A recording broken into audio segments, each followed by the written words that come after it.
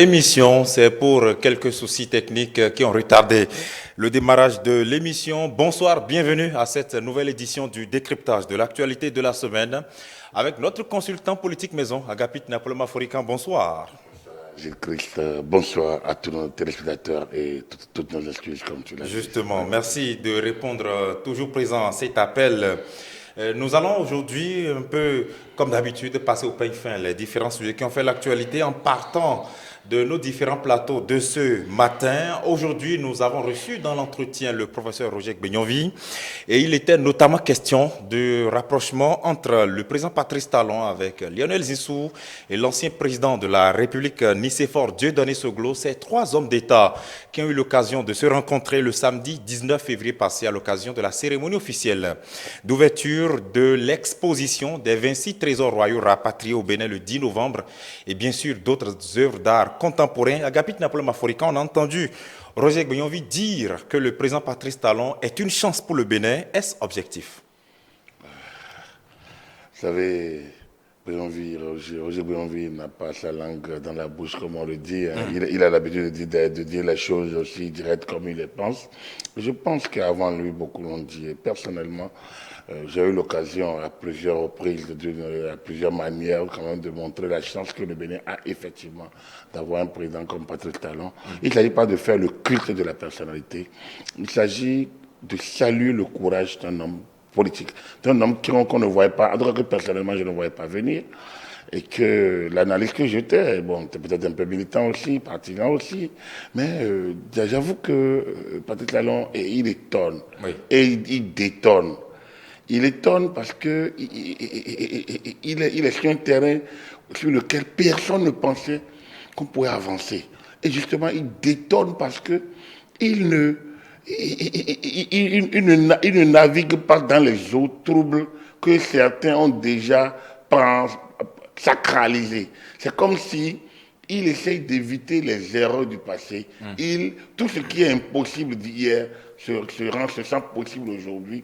Le Bénin, aujourd'hui, semble anticiper les grands défis au niveau même mondial. Et dans tous les secteurs d'activité, vous voyez une gouvernance appliquée, rigoureuse, engagée et orientée vers des objectifs de demain d'un Bénin durable. Est-ce une gouvernance irréprochable? Aucune œuvre humaine ne peut être irréprochable. Mais lorsque vous regardez la gouvernance Patrice Talon, vous la comparez à celle que nous avons connue depuis 1990, où on a parlé de la conférence, on a parlé d'avoir vécu la fatalité. Nous sommes aujourd'hui le 27 février. On est à 32 ans, il y a 32 ans, on est à la veille carrément de la clôture. On venait d'avoir le Premier ministre. Et 32 ans après, le Premier ministre anime encore la vie politique, le président Nicéphore Soglo. Le projet, on en a parlé tout à l'heure, on va peut-être y revenir. On a dit qu'on avait vaincu la fatalité. Albert Sévoué, je dirais, paix à son âme. Mais s'il était encore vivant, il saura que c'est maintenant qu'on a vaincu la fatalité. Et c'est là que Patrice Talon visionnaire.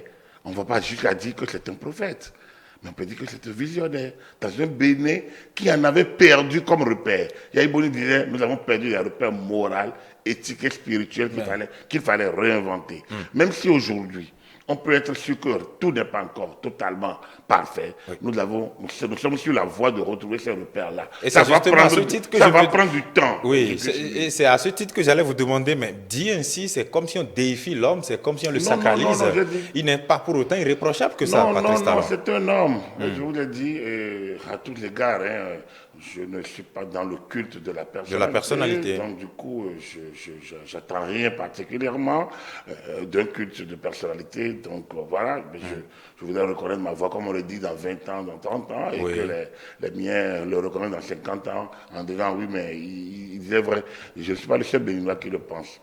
Samedi, au lancement du livre Ainsi parlait Patrice Talon, vous avez vu tout la kyrielle de personnalité qui a pu se déplacer, et pour dire quoi? Pour saluer cette personnalité qu'on ne voyait pas venir. En tout cas, moi, comme je l'ai dit, pour saluer cette personnalité qui a tiré leçon de nos errements depuis 90, pour ne pas dire depuis 60, qui ne veut pas, comme je vous l'ai dit, emprunter les sentiers battus, qui a envie de réinventer le Bénin. En 72, on a parlé de la révolution. Je pense que le président de l'Assemblée nationale l'a opportunément rappelé à la séance de dédicace de lancement du livre de Witry.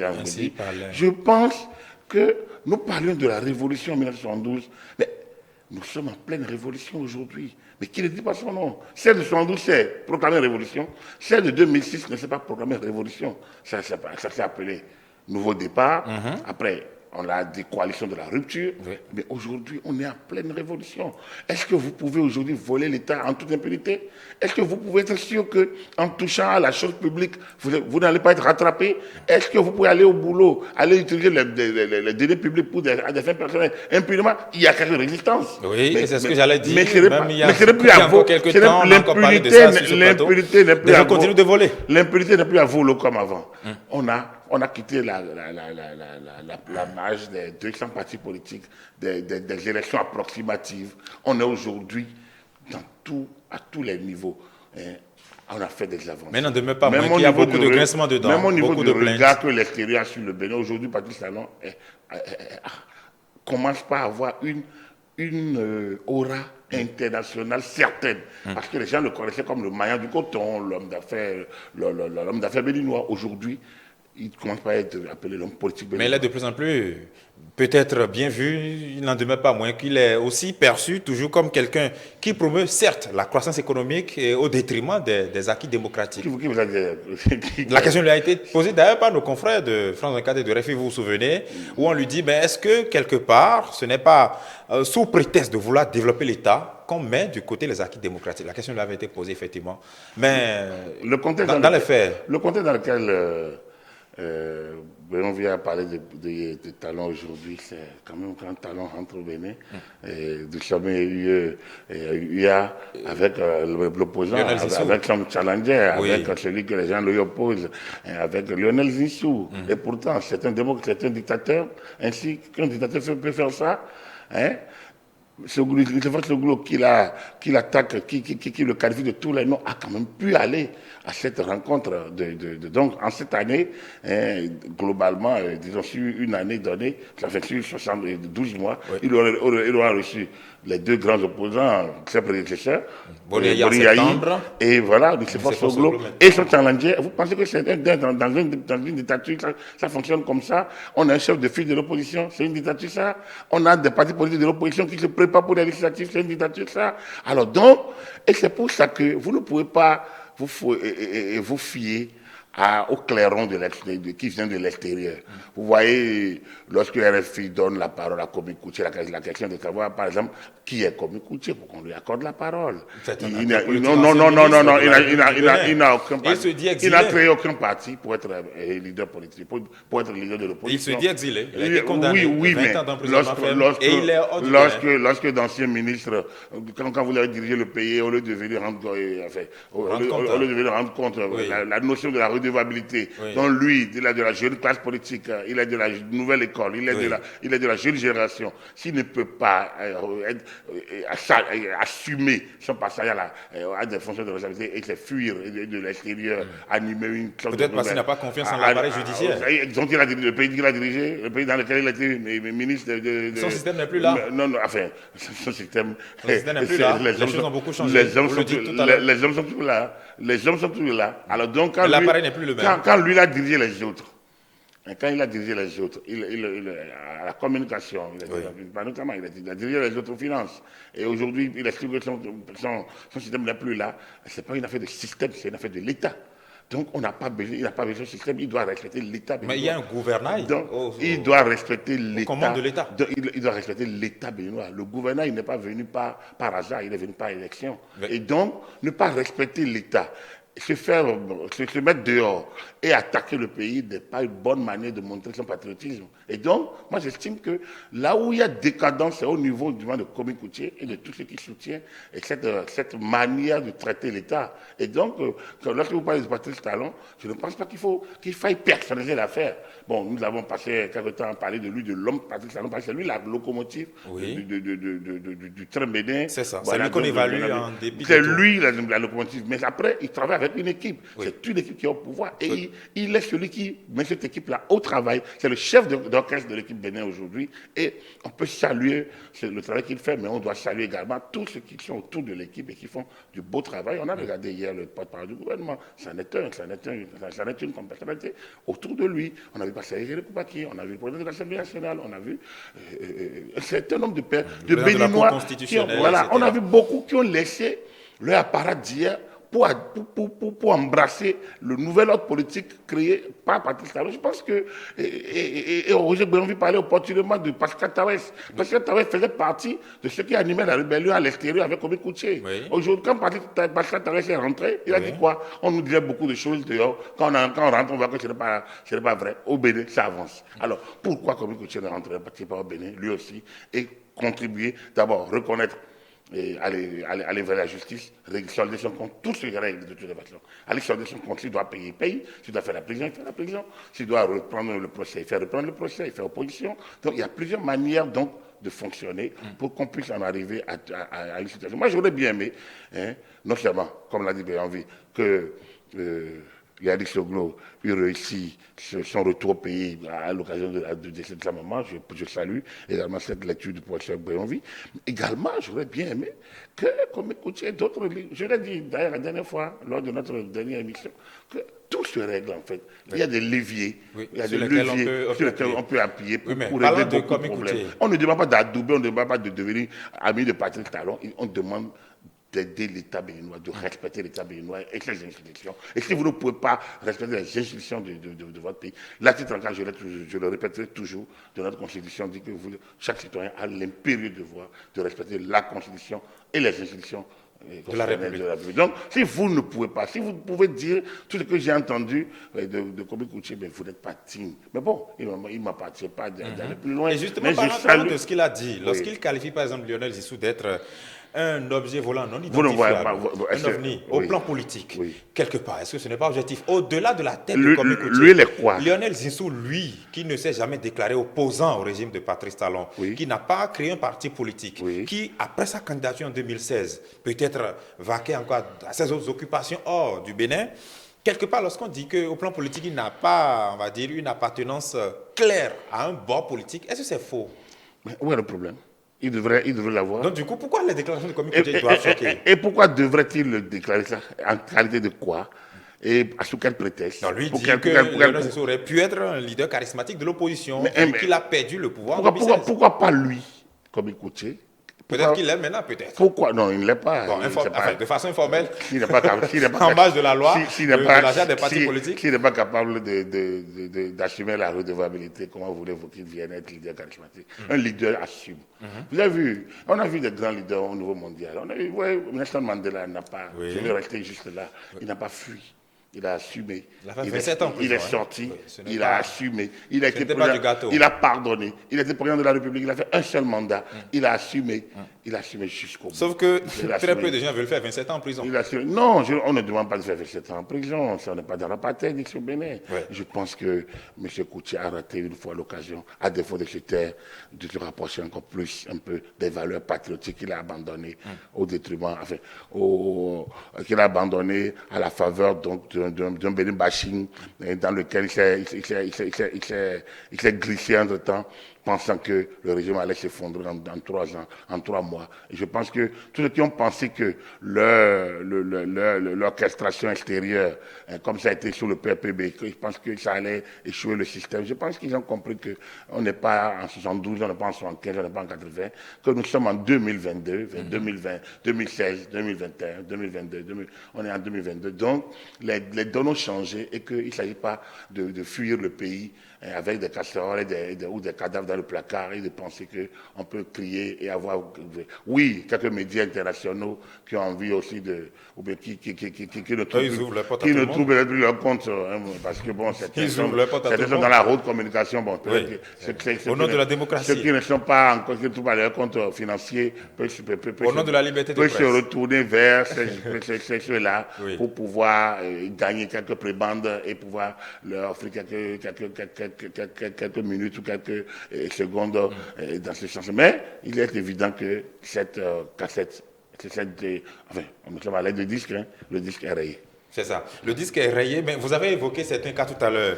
Le cas du colonel Tawes, qui est revenu et qui, peut-être, a été accueilli par le président de la République lui-même. Le président Talon n'est pas accueilli à l'aéroport. Non, on est d'accord. Il a été reçu par le président de la République. Lorsqu'on prend ce cas, combiné peut-être à un autre cas, Bertin Kovi, dont on connaissait la position juste après l'arrivée au pouvoir du président Patrice Talon, et qu'on voit finalement la machine judiciaire qui a été d'abord mise en route, peut-être à leur rencontre, et voyant un peu comment ça s'est passé avec eux, est-ce que quelque part vous ne donnez pas raison là à un de nos invités du duel aujourd'hui, Landry Adelakou, qui estime que ce faisant, le président de la République, à lui tout seul, peut-être créer le dégel de la tension sociopolitique en faisant peut-être taire certaines querelles par le biais de la justice, c'est-à-dire en ordonnant à la justice de passer un coup de chiffon sur telle affaire ou telle autre affaire. Je trouve quand même bizarre qu'un juriste comme Adelakou puisse tomber dans une telle facilité d'analyse. Je trouve bizarre. Mais maintenant dans le factuel. Non, je trouve bizarre parce qu'il demande au chef de l'État de faire une jonction dans le système judiciaire. Ça dit quoi? C'est pas que les gens sont rentrés pour solder leurs comptes. Ils sont dehors. Ils réunissent. Il dénie la légitimation des sanctions, la légitimité des institutions. Oui. Et le cas de ceux qui sont descendus. Ils sont descendus. Vous ne savez pas ce qu'ils ont réglé avec la justice. C'est ça la question. Tout justiciable. Oui. Tout justiciable. Je vous ai dit, j'ai déjà dit sur ce plateau une fois. La justice, les impôts. Vous pouvez aller solder vos comptes de plusieurs manières. Vous pouvez, tant que vous êtes présent. Il aurait fallu juste dire alléluia à la parole du président de la République, dire que bon voilà, c'est lui le Messie, et puis tout est pardonné. Rentrez au pays, allez régler votre compte. Et dites maintenant, il n'a qu'à rentrer pour dire lui il est opposant, et il demeure opposant, mais il vient aller régler son compte avec la justice. Qu'on lui dise non, et qu'il revienne nous dire ça. Ça dit que les Béninois, on ne peut pas chier, comme je l'ai dit, je vais être vulgaire, sur nos institutions aussi facilement, que lorsqu'on ne trouve pas son compte. Est-ce que quelqu'un allait voir, vous avez des mails avec les impôts, allez voir le DG Impôts, discutez avec lui, demandez un moratoire. Il y a toujours des palliatifs. Vous avez un problème avec la justice, allez voir le procureur. Allez, quand on a un mandat d'arrêt au dos. Non, le mandat d'arrêt, vous l'avez eu parce que vous avez fui. Vous l'avez eu parce que vous avez fui. Allez, affrontez. Parce que sous votre mandat, d'autres aussi ont fait la prison. Il y en a qui sont même en prison dans l'affaire ICC. On n'a jamais vu clair dans tout. Mais des gens ont fait la prison impunément.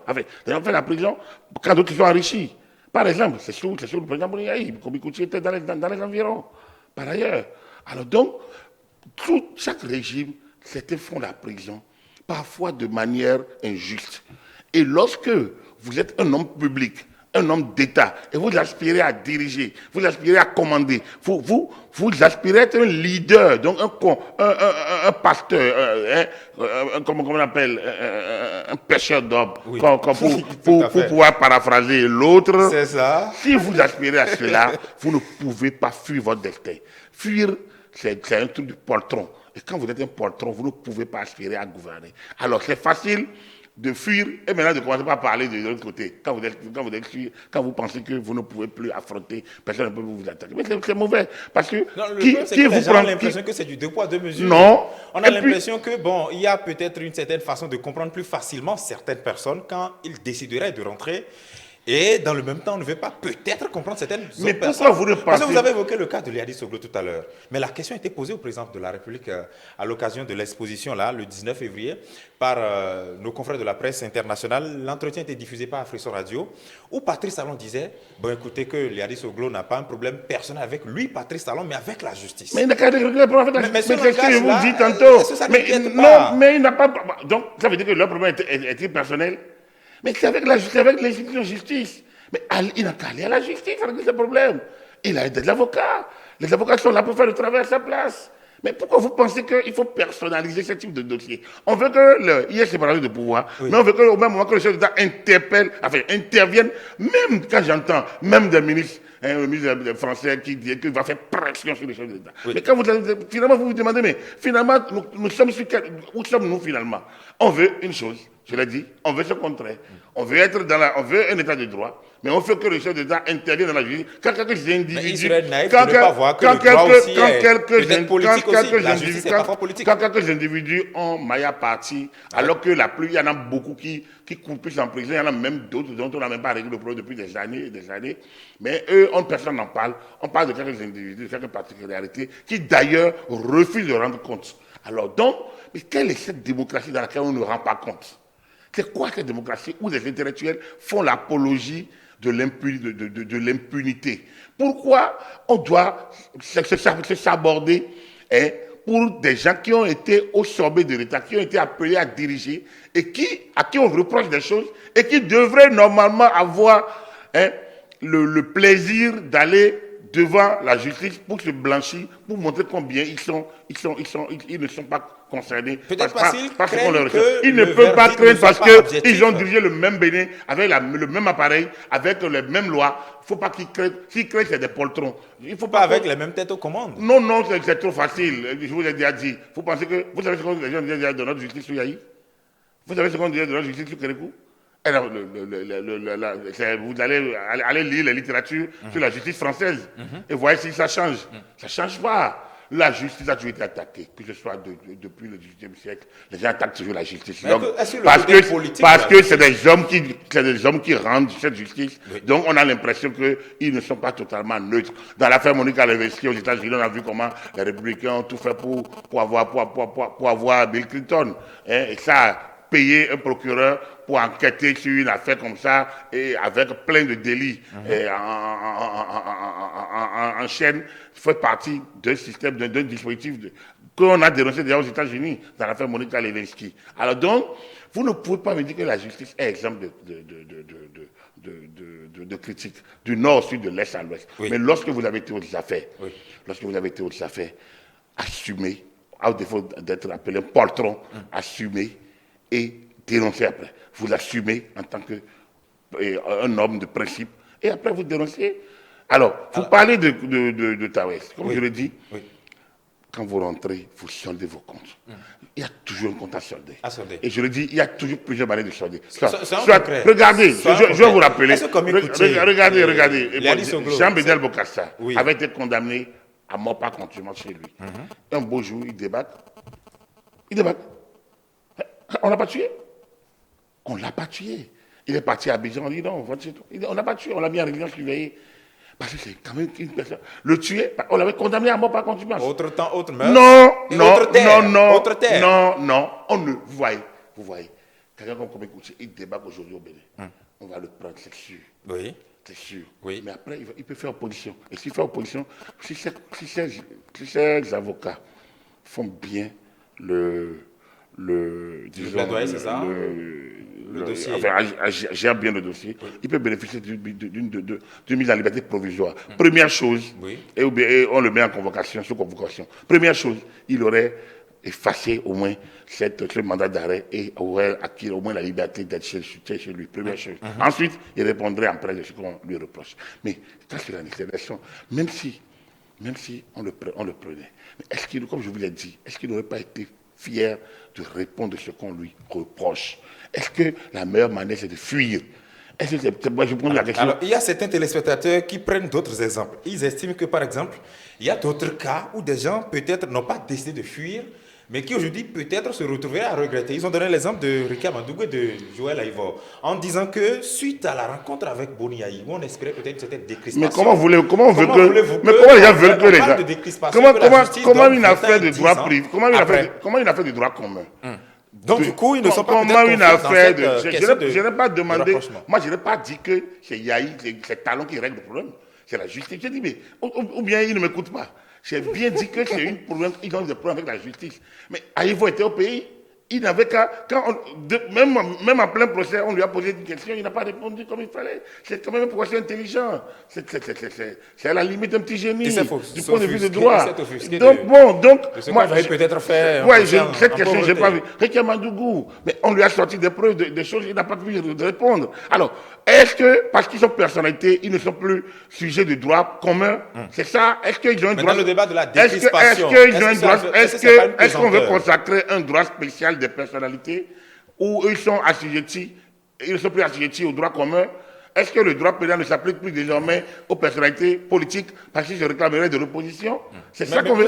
Moi, je voudrais bien voir l'André Adelacour pour qu'on en parle, par exemple. Ou bien d'autres personnes. Oui. Ou bien Komi Koutié lui-même. C'est-à-dire que, est-ce que, parce que vous êtes personnalité, vous ne devez pas répondre à ce qu'on vous reproche? Mais c'est autre chose que ça. Moi, je pense que il n'y a pas de raison de fuir. Notre justice, elle a peut-être ses faiblesses. Elle est notre justice. Soit vous êtes béninois, soit vous laissez votre passeport béninois et vous irez prendre la nationalité du pays dont vous estimez les institutions et la justice meilleure. Aussi simple que ça. Est-ce que là maintenant, Liadi Soglo, Komi Koutié ou peut-être d'autres qui se réclament en étant en exil, peuvent rentrer au Bénin avec l'avion présidentiel? Non, ils ne sont pas à la hauteur de Lionel Zissou. Donc c'est peut-être ça qui les frustre aussi. Non. Eux se disent que bon, Patrice Talon, Patrice Talon est le président de la République. Il sait quelle relation il entretient avec chaque Béninois. Donc que Lionel Zissou entre dans l'avion présidentiel, Patrice Talon sait quelle lignée et quelle attente il a. N'oubliez pas que la Fondation Zissou œuvre depuis des années et des années dans l'art et donc dans la valorisation de l'art africain et que Marie-Cécile Zissou, j'espère que c'est son nom, ça, bien sûr. Et intervient dans tous les dispositifs, elle n'est pas étrangère à tout ce qui se passe au Bénin. Et parce qu'elle est déjà dans la valorisation, vous pensez que c'est si étranger à ça que la politique politicienne peut faire perdre au Bénin un tel trésor, une telle richesse autour de la famille Zissou, Lionel Zissou, Marie-Cécile. Donc, voilà, moi je ne suis pas dans le secret des dieux pour savoir, mais c'est quand même prétentieux de comparer ce dont vous parlez à Lionel Zissou, à Nicéphore Soglo. Ils n'ont pas acquis cette carrure, ils n'ont pas été Premier ministre. Ils n'ont pas été candidats, ils n'ont pas été candidats à l'élection présidentielle lorsqu'on avait les pléthores de 40 candidats. Ils ont partagé des espaces politiques. Mais ils n'ont jamais été deuxième. Ils n'ont jamais été au second tour de la présidentielle. Ils n'ont jamais été Premier ministre du Bénin. Donc, ils ont partagé des idéologies, peut-être des combats politiques. Komi Koutié a été, Premier ministre, vice-premier ministre. Oui, je ne sais pas quoi. Ou bien non, ministre d'État. Ministre d'État. Au moment où Yaïboni a nommé à chaque rêve, il a nommé à la perle des ministres d'État, ce n'est pas rien. Des ministres d'État. Bon, donc, il y en avait suffisamment. Mais bon, on peut mettre ça dans le compte donc, des épiphénomènes qui ont marqué le pays vers la fin de l'ère Yahi. Mais quand même, de là qu'on compare Zissou, non, quand même, il ne faut pas que le ridicule tue. C'est ça. Soyons sérieux. Hein? Donc, cela dit, même le plus dernier des citoyens béninois, le chef d'État peut décider de lui confier une mission et de le prendre dans son avion. Ce n'est pas interdit. Lui, il est élu pour ça. Il a un mandat. Dans le cadre de son mandat, il fait ce qu'il peut. Son mandat lui permet de faire. Et donc, voyager avec qui il veut. C'est ça. Surtout quand c'est un béninois, je ne vois pas où est le problème. Vous avez la félicitation d'un téléspectateur qu'on appelle Aubin Akrambessi qui dit qu'il vous admire et qui félicite le plateau, tant le consultant que l'animateur. Merci, monsieur Akrambessi. Merci, justement. Merci. Alors, dans un tel contexte où nous parlons du rapprochement entre ces trois hommes d'État, il y a une question fondamentale. On parle de peut-être la cherté de la vie, les syndicalistes ou les centrales et confédérations syndicales font des meetings de protestation à la Bourse du Travail et puis les hommes d'État se rencontrent au palais. Est-ce que ce n'est peut-être pas une façon de narguer le peuple? Non, vous aussi. Le peuple qui souffre. Quand on entend les syndicalistes, c'est que ça ne va pas vraiment. Les étudiants de l'EPAC qui avaient été les premiers pratiquement à observer ces œuvres, à visiter ces œuvres, ils ne sont quand même pas de la High Society, ils n'ont pas un passeport diplomatique qu'ils sachent, ils n'ont pas un salaire politique qu'ils sachent, et pourtant ils étaient pratiquement les premiers.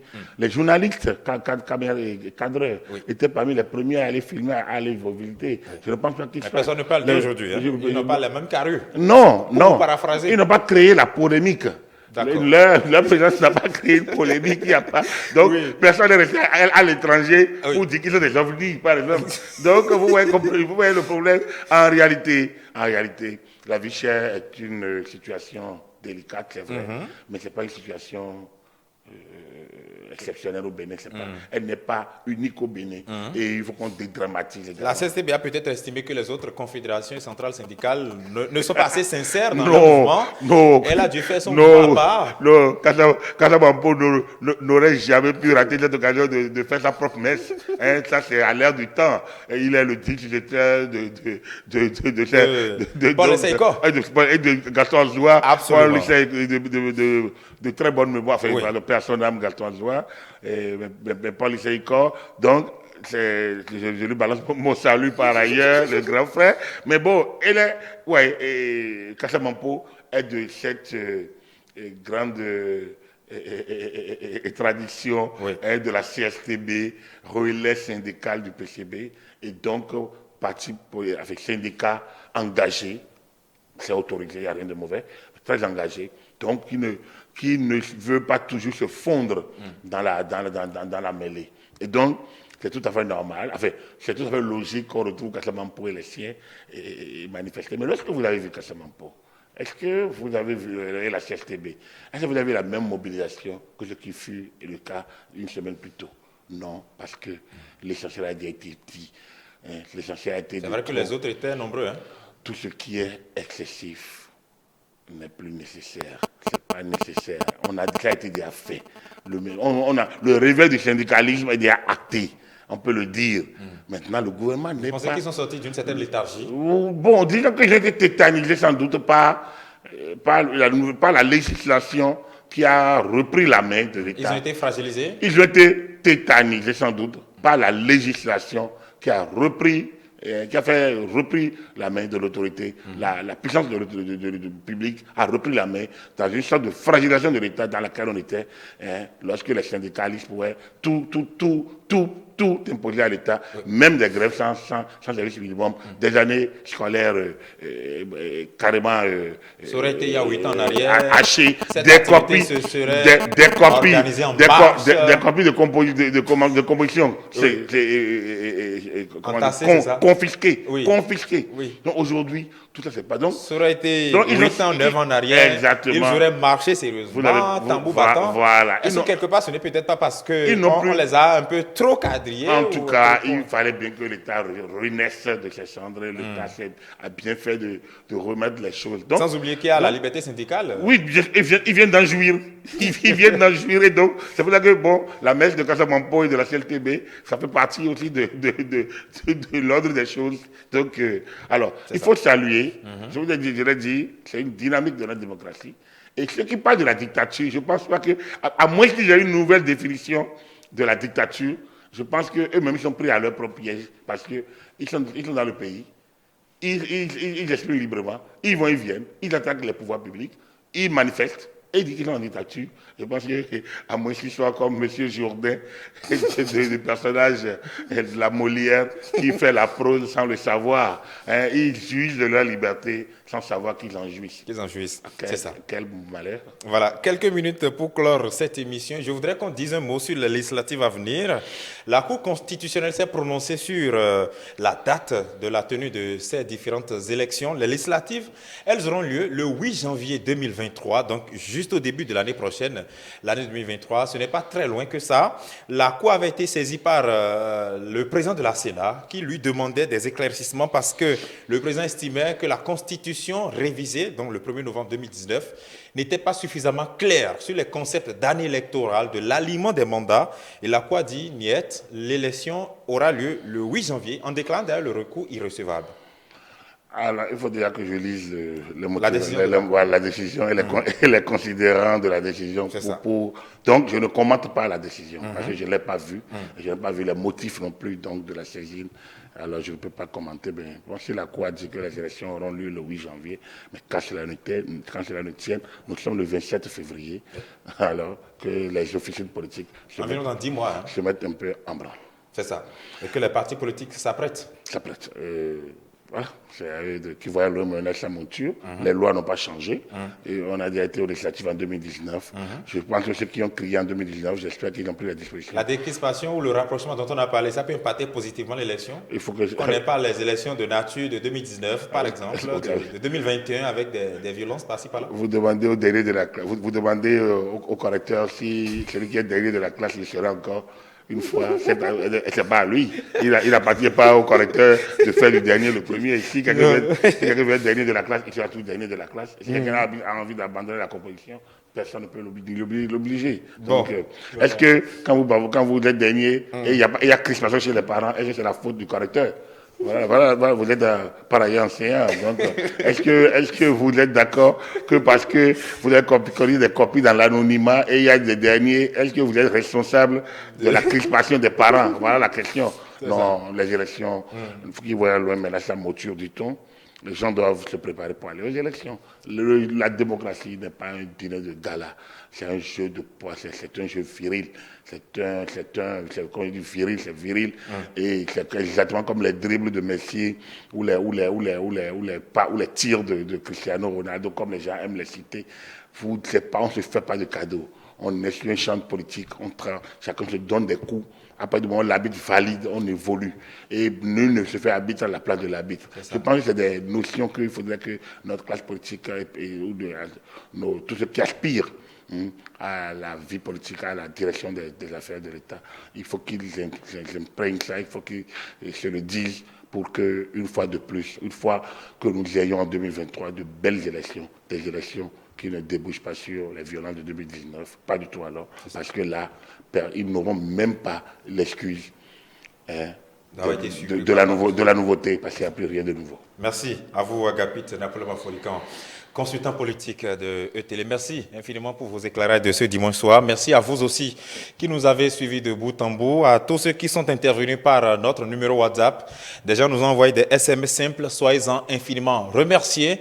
Dans quelques instants, nos programmes vont se poursuivre, évidemment. Merci de nous avoir suivis et à dimanche prochain.